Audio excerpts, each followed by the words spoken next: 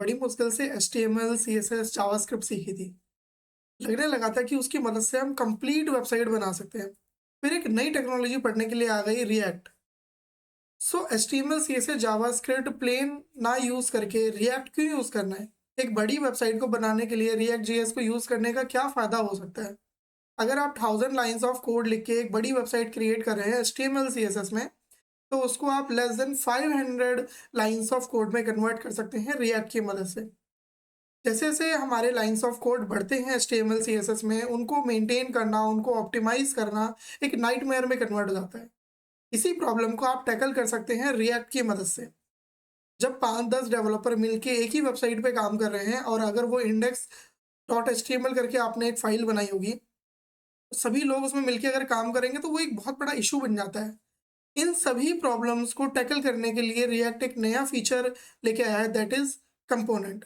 So guys आज की video में हम पढ़ने वाले हैं रिएक्ट जेएस के कंपोनेंट्स। तो वीडियो के एंड तक बने रहिएगा, इसको हम बहुत डिटेल में स्टडी करने वाले हैं। सो आज की क्लास में हम ये सारे टॉपिक्स को कवर करने वाले हैं। हमारे पास एक बहुत ही सिंपल कोड है, एक रेड कलर का हमारे पास बॉक्स है। हमने यहाँ पे इनलाइन स्टाइलिंग यूज़ करी हुई है। आगे हम टेलविंड सीएसएस भी सीखेंगे। उसके बाद में हमने एक चिल्ड्रन बनाया हुआ है, चाइल्ड वन। इसके अंदर हमने एक बेसिक स्टाइलिंग करी हुई है। अब अगर मेरे को मल्टीपल चाइल्ड चाहिए तो मैं इसको कॉपी पेस्ट करूँगा। मेरे पास अब 4 चाइल्ड आ गए, मेरे पास 5 चाइल्ड आ गए। जितने भी मेरे को चिल्ड्रन बनाने हैं उसके लिए मेरे को एक अलग से इस कोड को कॉपी और पेस्ट करना पड़ रहा है। ये तो एक बहुत सिंपल चिल्ड्रन था, लेकिन अगर मेरे को बहुत सारे चिल्ड्रन बनाने होते हैं इसमें, या फिर मेरे चिल्ड्रन के अंदर मेरे को एक बहुत कॉम्प्लेक्स मेरे चिल्ड्रन होते हैं, तो बहुत ज़्यादा कोड कॉपी पेस्ट हो जाता और ये काफ़ी ज़्यादा लाइन ऑफ कोड में कन्वर्ट हो जाता। अब देखते हैं कि इसको हम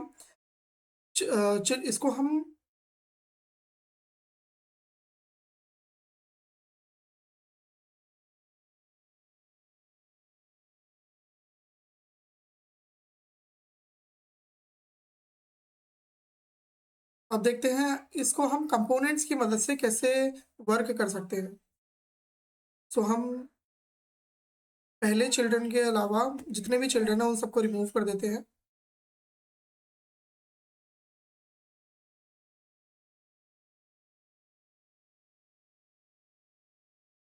तो हमारे पास ये एक चिल्ड्रन है, इसको हम कंपोनेंट्स में कन्वर्ट करने की कोशिश करते हैं।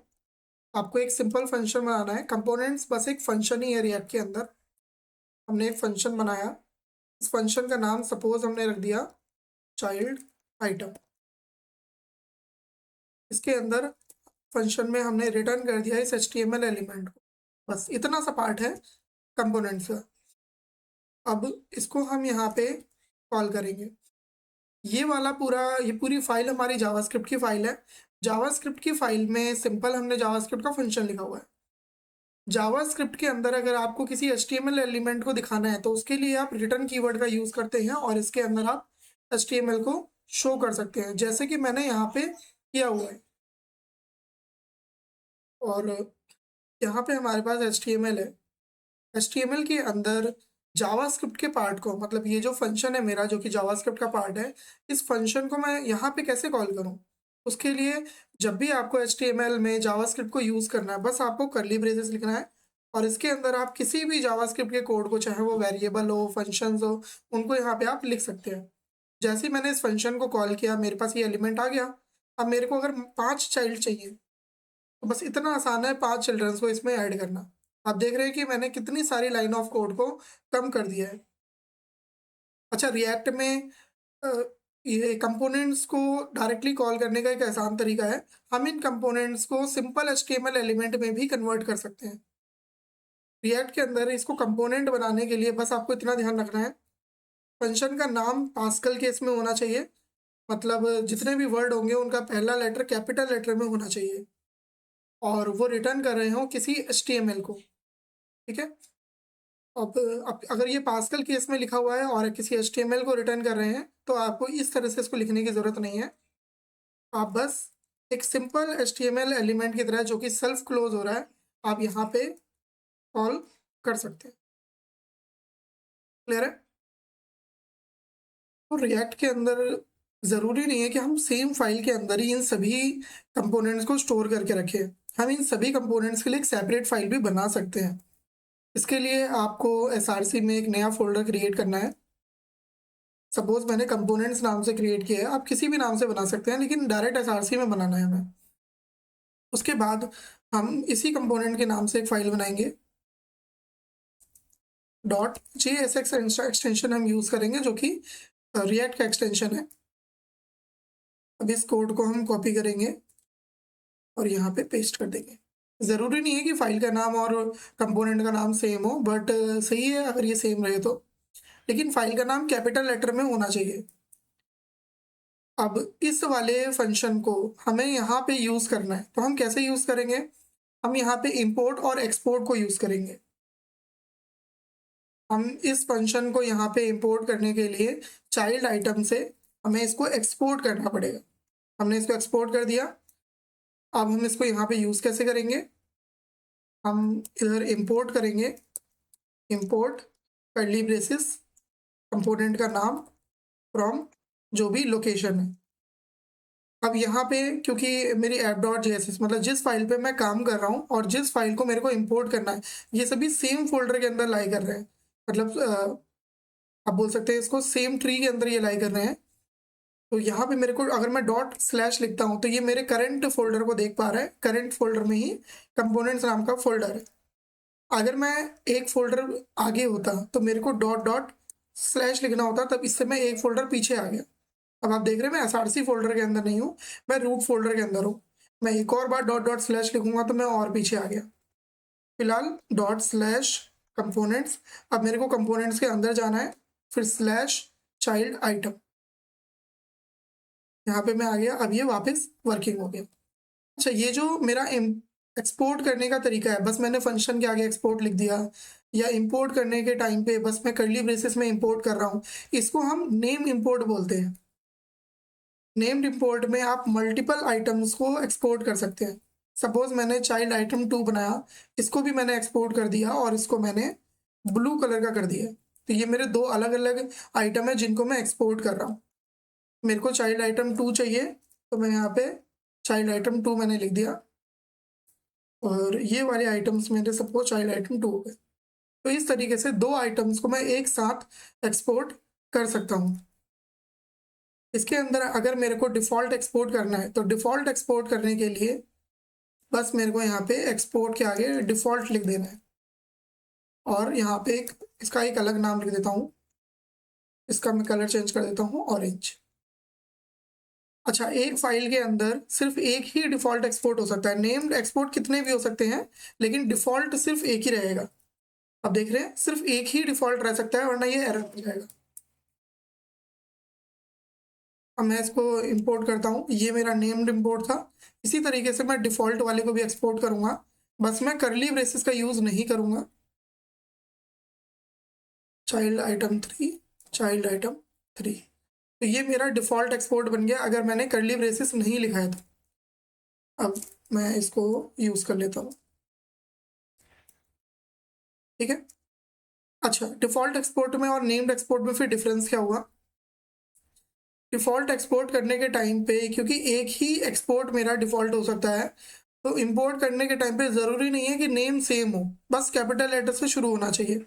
सपोज़ मैंने ABCD नेम लिख दिया, जबकि यहाँ पे इसका नाम अलग है। यहाँ पे इसका नाम चाइल्ड आइटम 3 है, और यहाँ पे ये ABCD है, बट ये फिर भी वर्क कर जाएगा, क्योंकि ये खुद ही समझ रहा है कि एक ही आइटम डिफ़ॉल्ट हो सकता है। तो आपका ABCD से क्या मतलब है, इसको समझ में आ गया, ठीक है। तो ये है मेरा इंपोर्ट और एक्सपोर्ट कंपोनेंट्स के अंदर। अब हम लोग देखते हैं कि इन आइटम्स को डायनामिक कैसे बनाना है। अभी आप देख रहे हैं जितने भी हमारे आइटम्स हैं, ये सभी स्टैटिक हैं। मतलब ये सभी एग्जैक्ट सेम स्टाइल को डिपिक्ट कर रहे हैं। अगर मेरे पास 3 चाइल्ड आइटम है, तो तीनों सेम ही है, तीनों के अंदर चाइल्ड 1 लिखा हुआ है, लेकिन मेरे को अलग अलग डेटा इसमें प्रोवाइड कराना है। तो अब इसको डायनामिक बनाने की कोशिश करते हैं। डायनामिक बनाने के लिए हमें इसमें प्रॉप्स को पास करना पड़ेगा, या आर्ग्यूमेंट आप इसको बोल सकते हैं। जैसे एक नॉर्मल फंक्शन के अंदर हम इस तरह से आर्ग्यूमेंट देते हैं कि अगर मेरे को नेम चाहिए और मैं इस नेम को यहाँ पे यूज़ करूँगा। यहाँ पे थोड़ा सा अलग है, यहाँ पे हम ऑब्जेक्ट टाइप के प्रॉप्स को पास करेंगे। सपोज मेरे को टाइटल पास करना है, मैंने टाइटल यहाँ से लिया और child1 हमने पहले भी पढ़ा था, ये मेरा HTML है और ये मेरा वेरिएबल है। वेरिएबल जो कि जावास्क्रिप्ट का पार्ट है, उसको अगर आपको HTML में यूज़ करना है तो आपको यहाँ पे कर्ली ब्रेसेस लिखना पड़ेगा। ठीक है, सभी में से टाइटल चला गया है क्योंकि हमने यहाँ पे टाइटल किसी में भी पास नहीं किया है। तो हम टाइटल को एक डिफ़ॉल्ट वैल्यू दे देते हैं, डिफ़ॉल्ट टाइटल, ये हम इसको यहाँ पे प्रोवाइड करा देते हैं। तो अगर मैंने टाइटल पास नहीं किया हुआ है तो ये डिफ़ॉल्ट टाइटल सब में लिखा हुआ आ जाएगा। अब ये देखते हैं कि अच्छा, ये आपको ध्यान रखना है कि ये जहाँ पे भी आपने इनको यूज़ किया हुआ है, कंपोनेंट्स को जहाँ भी यूज़ किया है, वो आपका पेरेंट हुआ। तो ऐप मेरा पेरेंट हुआ और ये कंपोनेंट मेरा चिल्ड्रन हुआ। डेटा हमेशा पेरेंट से चिल्ड्रन में जाएगा, मतलब जो भी प्रॉप्स हैं वो हमें पेरेंट्स में डिफाइन करना पड़ेगा। एक बार ट्राई करते हैं।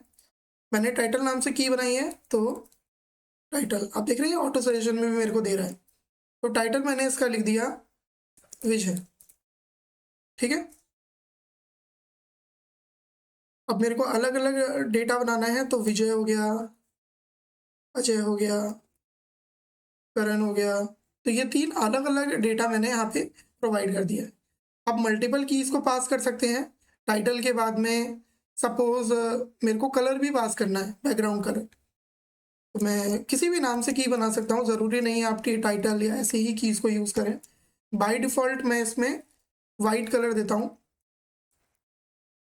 डिफ़ॉल्ट के लिए आप इक्वल यूज़ करेंगे और मैं यहाँ पे बीजी कलर देके चल रहा हूँ, तो बाय डिफ़ॉल्ट ये वाइट हो गया। बट इसके अलावा अगर मेरे को कोई और कलर देना है तो मैं यहाँ पे वो पास कर सकता हूँ। मैंने इसमें ऑरेंज दे दिया, तो पहला आइटम मेरा ऑरेंज हो गया। फिर मैंने इसको ग्रीन दे दिया, इसको मैंने येलो दे दिया। क्लियर है? अच्छा, आपको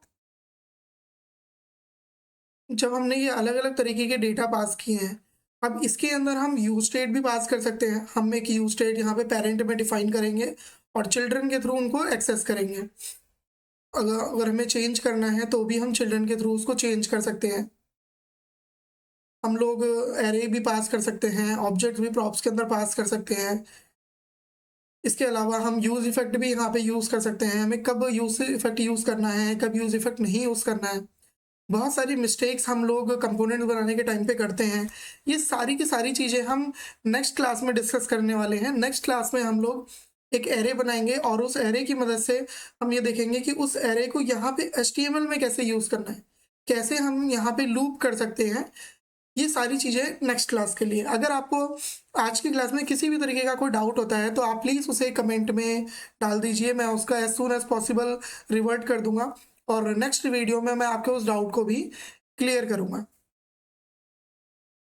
so thank you for watching guys, मिलते हैं नेक्स्ट क्लास में।